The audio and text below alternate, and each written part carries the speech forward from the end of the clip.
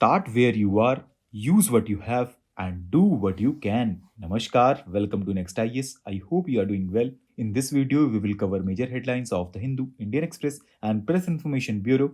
So, without wasting any time, let's start today's discussion. And here, first article focuses upon Mahatma Gandhi National Rural Employment Guarantee Scheme, which has not received an additional budgetary allocation in 2024-25 despite a deficit, and this has led to disruptions in the scheme's implementation, including issues with material payments and work cycles. Now, let's know more about the scheme. So, friends, it aims to enhance livelihood security for rural household by guaranteeing at least 100 days of wage employment per year to adult members who volunteer for unskilled manual work. The Mahatma Gandhi National Rural Employment Guarantee Act also mandates that at least one third of the beneficiaries of the scheme should be women. Now, the role of governor as chancellor of state universities has been a subject of debate. Here, you must know that it was inherited from British colonial rule, as British appointed governors as chancellors of universities to maintain control, and this system continued post independence without reassessing its relevance in a democratic context. Here, you must know that governor as chancellors hold significant power like appointing vice chancellors, nominating members to university bodies, and approving legislation. But over time, especially after 1967, governor became politically active,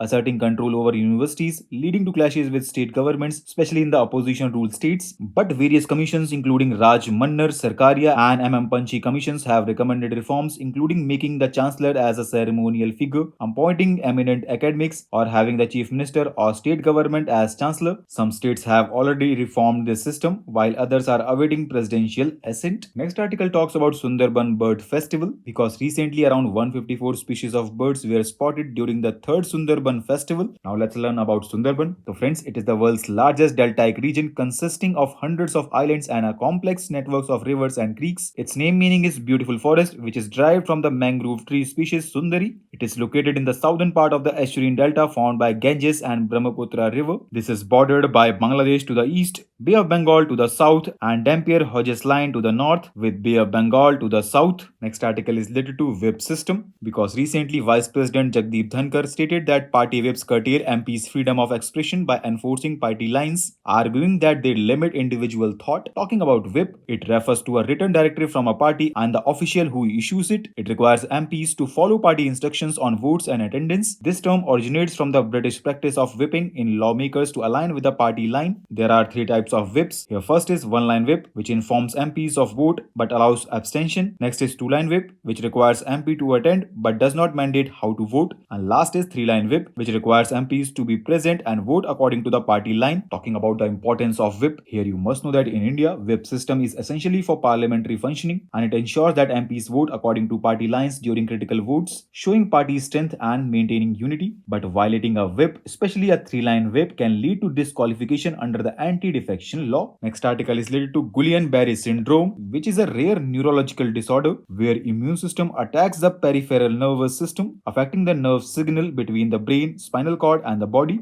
It can progress rapidly, causing muscle weakness, paralysis, and in severe cases, impairing breathing, blood pressure, or heart rate. Therefore, early treatment is essential, especially for severe cases which may require intensive care. And now, more than 100 cases have been reported in Pune. Next article talks about Tree Aadhaar mission, because recently Jammu and Kashmir government has launched the Tree Aadhaar mission to conserve Chinar trees, which have been declining in numbers. The initiative includes a census of Chinar trees, assigning each tree a unique identity. Talking about Chinar trees, they are known for their large canopy and significant height. They are native to cool climates in the eastern Himalayas, and they take 30 to 50 years to mature. They are culturally and historically significant in Kashmir, with roots in Mughal times when they were considered royal trees. And under the recent initiative, each tree is marked with QR code providing information such as age, height, health, and environmental threats. Next article is related to PARAQUAT, which is a highly toxic herbicide used to control weeds and desiccate crops. It is banned in over 70 countries due to its toxicity, but remains widely used in India and the US. PARAQUAT poisoning typically occurs through ingestion, skin contact, or inhalation, leading to damage to the lungs, kidneys, liver,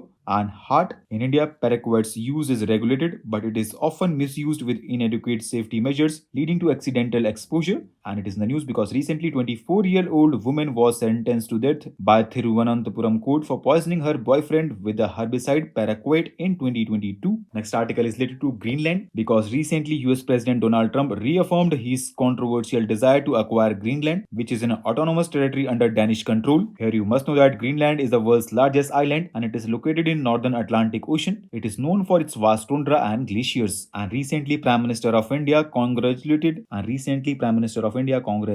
Indore and Udaipur on joining the list of 31 wetland accredited cities in the world. Here, you must know that wetland city accreditation is a voluntary system introduced by the Ramsar Convention in 2015 to recognize cities that take exceptional steps to conserve and protect urban and peri-urban wetlands. The scheme promotes the conservation and wise use of these wetlands, offering socio-economic benefits to local populations. It encourages cities, especially those near wetlands of international importance, to strengthen their relationship with these ecosystems. And friends, Ramsar Convention was signed in 1971. It is an international treaty focused on conservation and wise use of wetlands. India has been a party since 1982. So with this, let's conclude today's discussion. Thanks for listening, and for regular updates, you can follow us on various social media platforms.